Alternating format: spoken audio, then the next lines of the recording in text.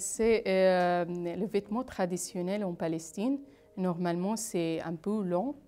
Il s'appelle thob en arabe.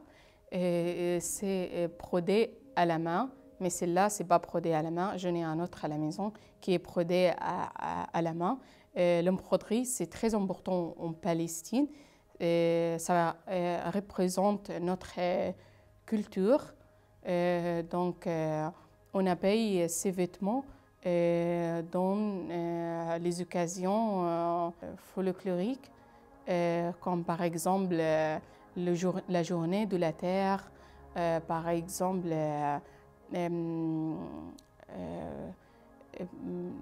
le jour de Nakba. Chaque année, c'est à bientôt, c'est le 15 mai de chaque année. Le Nakba, c'est la catastrophe palestinienne 1948.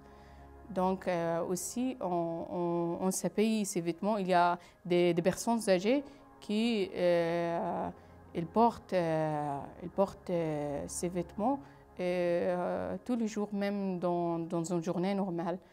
Et aussi, on porte ce type de vêtements. On porte ce type de vêtements. On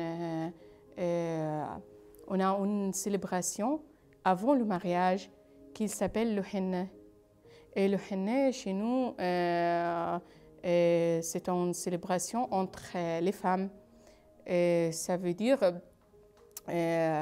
l'enterrement des jeunes filles, ici, il s'appelle.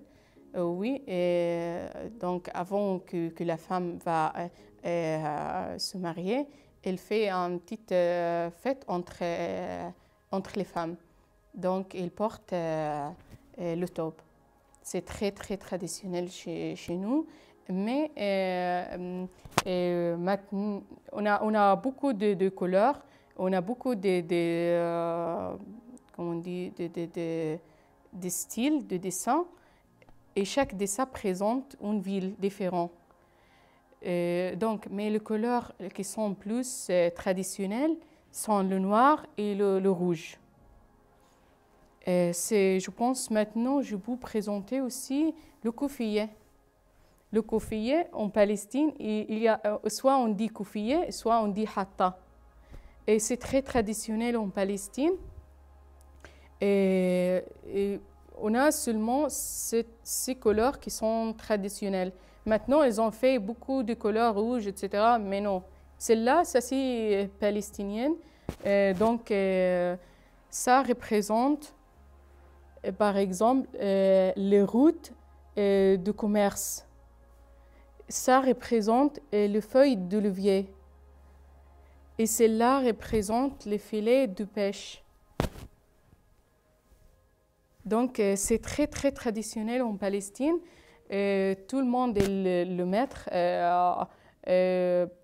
dans des occasions folkloriques ou dans des journées normales. Mais aussi, on le met quand on danse la danse traditionnelle en Palestine qui s'appelle le dabke. On le partage peut-être avec différents pays, le pays voisin. Mais aussi, chaque pays il a un style ou une manière de danser le dabke. Donc, on le met par ici, comme celle-là, ou soit on le met comme un foulard, ou les hommes ils le mettent comme celle-là. Ils le mettent comme ça. Donc, ça dépend.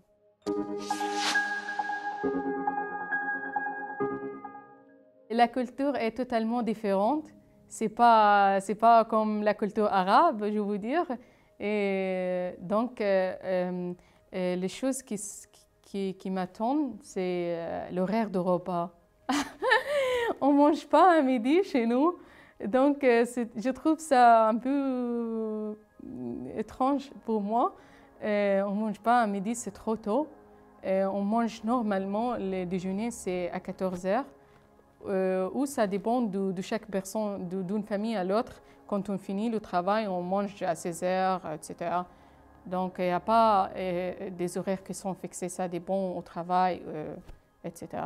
Je trouve ici, une fois, j'ai invité des amis chez moi, mes amies françaises, à la maison, donc à 14 heures. Et moi, je ne savais pas ou j'ai oublié peut-être que le repas en France à midi. Donc, j'ai dit à mon ami, mais pourquoi tes enfants ne mangent pas? Elle m'a dit, pas Wafa, on mange à midi. Donc, oui, je trouve ça un peu difficile pour moi. Et même pour l'instant, je n'arrive pas à, comment on dit, à adapter avec l'horaire de repas. Parce qu'à midi, chez nous, c'est la pause de café. On prend un croissant, café, etc. Mais on ne mange pas un grand repas à midi. Parce que si je mange à midi, je n'arrive pas à concentrer pendant le cours. J'ai envie de dormir ou de faire la sieste. Oui. Et je trouve aussi, ici, en Palestine, comme j'ai déjà dit, on n'a pas de transport en commun. On n'a pas le système de transport en commun, c'est pas comme ici en France. Oui. Et aussi, faire la bise. Donc, je trouve ça un peu difficile pour nous à comprendre ça. Si on rencontre la personne la première fois, je ne peux pas faire la bise pour quelqu'un que je le rencontre la première fois. N'importe que ce soit un homme ou une femme, et c'est un peu difficile pour moi de comprendre ça. Et même si j'ai des collègues, par exemple, dans le travail ou à l'université, je ne fais pas la bise à tout le monde. Je fais la bise parce que la bise chez nous, ça exprime la proximité. Donc, pour moi, si je fais la bise à l'université à une amie, donc ça veut dire elle est ma meilleure amie, nous sommes très proches. Je ne peux pas faire la bise à tous mes amis, tous mes collègues dans le cours, etc. Pas chez nous, c'est un peu différent. Oui.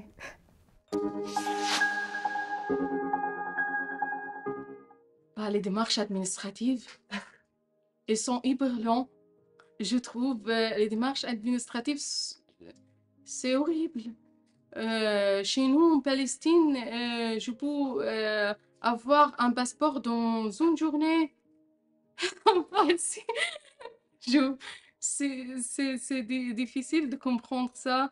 Et aussi, les démarches administratives aussi, quand on est malade.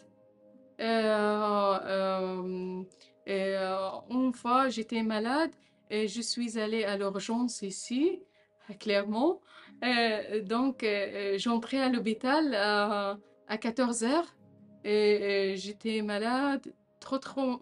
J'avais beaucoup de symptômes que j'étais pas bien, pas du tout. Ils ont fait une prise de sang et après, j'attends jusqu'à 23 heures la nuit.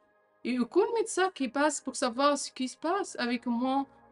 Après, je commençais à demander à un médecin et je lui dis, bah, et je sens bien, je veux rentrer à la maison. Je rentre.